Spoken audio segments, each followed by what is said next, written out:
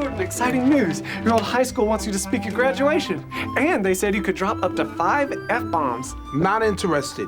Why not? Because Frank Lucas High School was a hellhole. Grizz he was there.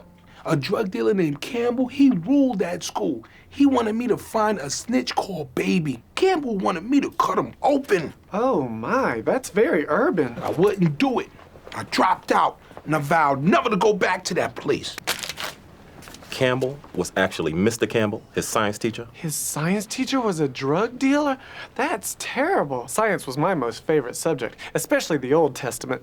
He wasn't a drug dealer. Tracy dropped out of high school because Mr. Campbell wanted him to dissect a frog. Tracy couldn't do it. He cried in front of the whole class. It was bad. I had to deny ever being friends with him. Just like Peter did to Jesus in science.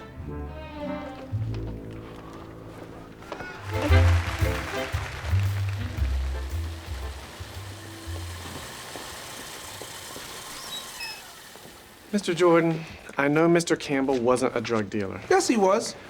I know he was your science teacher. No, he wasn't. And I know he didn't ask you to cut up Baby. He asked you to cut up a frog. What frog? And I know you couldn't do it. And you cried. When have I ever cried? And that's why you left school, because you were ashamed. It's true. There is no baby. I was chicken. A guy crying about a chicken and a baby? I thought this was a comedy show.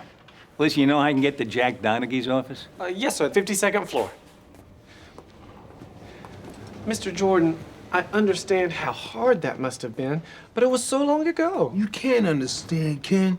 Where I come from, street cred is everything. That's why when I left that school in shame, I vowed never to cry again. And I never have. Yo, Dad! I love you, Dad! A diet slice and some pita chips. I don't want to be here. I don't like it here. We're just calling y'all a bunch of racists. We're not really best friends. We're just good friends. I was chicken.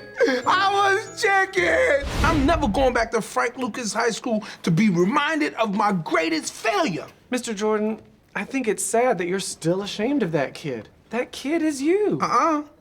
I've changed, Ken, into a badass adult. I have a wolf dog, I have 2 bad knees, and a gun that I lost.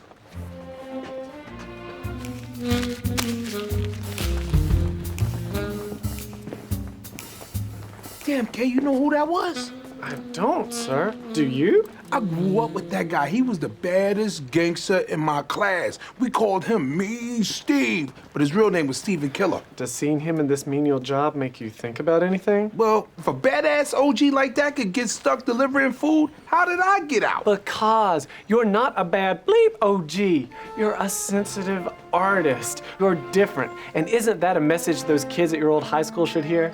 You're right, Ken. They should.